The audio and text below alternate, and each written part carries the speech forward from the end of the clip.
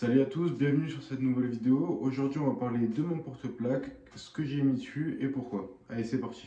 Pour ce gilet, on est sur une base de Slickster Advance TMC qui a été totalement remodelée à ma façon. On va commencer par l'avant. On a ici une triple poche type Ferro Concept, donc pour les chargeurs de 5,56 qui est une repro de chez Shekin Gear. C'est une entreprise chinoise qui refont des repros de ferro, d'anciens matos, DevGro, etc.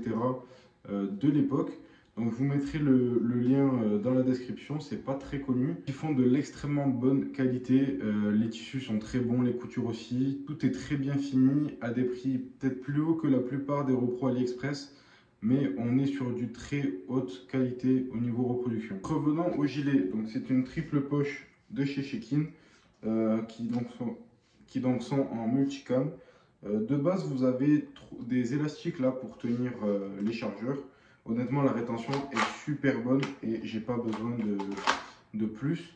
Donc j'ai enlevé ces élastiques là. Juste au-dessus, on va y retrouver une poche de téléphone qui est une poche DM Gear, si je dis pas de bêtises, que vous pouvez retrouver sur AliExpress. C'est une poche qui se fixe sur la plaque Velcro. Donc vous avez deux versions, la version Velcro et la version molle, à ne pas se tromper. Devant, j'ai mis un patch AV1 et juste au-dessus, j'ai mon speaker du coup qui est relié à ma radio. Pendant un moment, j'utilisais un Sordin pour tout ce qui est communication, etc. Mais je suis pas fait pour ce genre de casque. Ça me chauffe le crâne, ça me gonfle, donc j'ai viré et je suis resté tout simplement sur le speaker que j'utilisais en relais pour mes communications. C'est un speaker du coup de chez Baofeng, vous le trouvez entre 10 et 15 euros sur internet. Ça fonctionne plutôt bien, on entend bien. Vos interlocuteurs vous reçoivent bien aussi, donc bon, ça c'est tout simple et ça fonctionne très bien. Du côté droit, j'y ai installé un porte tourniquet avec une sorte de repro d'AOR1 dessus qui n'est pas franchement réussi. Ça me permet d'avoir l'accès à un garrot juste ici.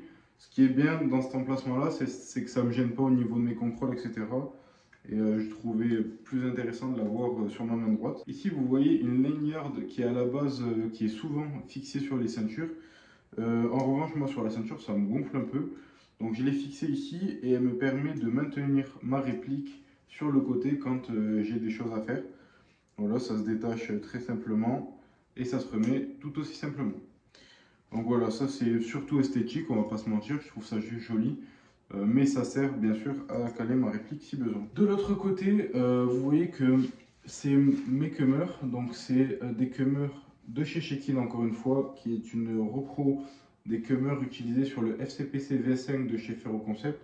Donc ici ce sont pareil des repros thermoplastiques, etc. comme sur les vrais cummers. Voilà, c'est exactement la même chose. Très rigides, ils sont, voilà, vous pouvez le voir, là je force, impossible de les plier. Très costaud, les finitions sont très bonnes également. L'avantage c'est que vous avez une rigidité qui est vraiment monstrueuse. Donc par contre il faut bien le régler. Mais une fois que c'est réglé, ça tient vraiment bien. Moi ces cummers là je les adore, ça ne bouge pas. Vous pouvez mettre des poches, même avec du poids, ça ne viendra pas s'affaisser. De très bons cummers, je recommande.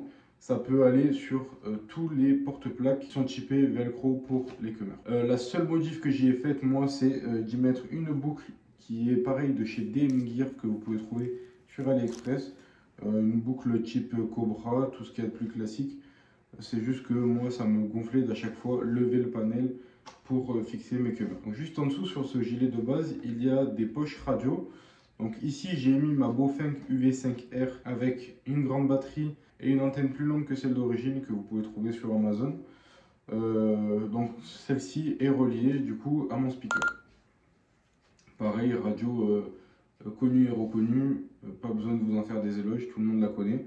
La seule petite modif que j'ai fait sur cette poche là, c'est que j'ai mis deux points de couture pour que la radio ne bouge plus et j'ai fait une ouverture sur le côté pour y fixer le câble du speaker. Bon, à l'arrière, rien de plus simple, j'y ai tout simplement mis une repro de Minimap. Ici c'est un Idogear, voilà, c'est le même que j'avais sur mon ancien gilet. Il fait très bien son travail. La seule chose que j'y ai modifié, c'est que j'ai enlevé les sangles de rétention qu'il y a derrière, juste parce que je trouvais ça moins esthétique. Voilà, rien à dire de plus, ça fait un petit moment que je l'ai maintenant et c'est vraiment très costaud. Et dessus, je suis venu y mettre un petit patch forward, tout ça encore pour le style. Et la petite poche pelvienne, c'est une poche de base Idogear que j'ai raccourci avec 3 points de couture, donc c'est pas irréversible. Tout simplement parce qu'elle était trop longue et que ça me tapait presque dans les baloches, donc moyen. Je l'ai tout simplement raccourci à la va-vite. Dedans, je vais y mettre ma grenade avec un système qui permet de ne pas perdre ma goupille. Voilà, et je viens y mettre aussi le petit stabilo Decathlon anti-buée qui fonctionne plutôt pas trop mal, on va dire. Et bien évidemment, un porte-plaque, c'est pour porter des plaques. Donc moi, j'y suis venu y mettre des plaques de chez Raptor Tactical qui sont des NJ3 en taille M qui passent parfaitement dedans. Honnêtement, le confort est assez bon.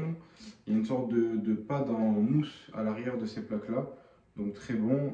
Pour ce qui est du balistique, je vous invite à regarder des vidéos de la chaîne La Pistolerie qui lui a fait les tests balistiques dessus. Et honnêtement, ce sont de très bonnes plaques. Je compte mettre des plaques bien sûr anti-trauma en dessous pour qu'il y ait un réel intérêt. Mais là on sort du cadre de l'airsoft et du coup c'est plus franchement dans le domaine de la chaîne. Pareil au niveau des épaules, j'y ai rajouté des shoulder pads de chez Shekin aussi, qui sont des repros de shoulder pads de FCPC V5. En soi c'est un slickster modé au FCPC V5. Tout simplement parce que je le trouvais plus sympa, plus joli et moins souvent vu sur les terrains que le FCPC. En revanche, j'y ai quand même récupéré donc les avantages qui sont au niveau des cumeurs, les shoulder pads, etc. Donc voilà, au niveau de ces shoulder pads là, c'est très confortable. Ils sont bien épais, honnêtement, ce sont de bons pads, même si vous devez les fixer sur d'autres gilets.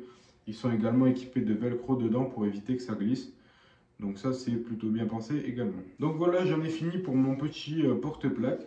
J'espère que cette vidéo vous aura plu. Si vous avez des questions, n'hésitez pas à les poser en commentaire. Si elles sont pertinentes, j'y répondrai avec grand plaisir. Et puis je vous dis à la prochaine pour une prochaine vidéo. Ciao tout le monde.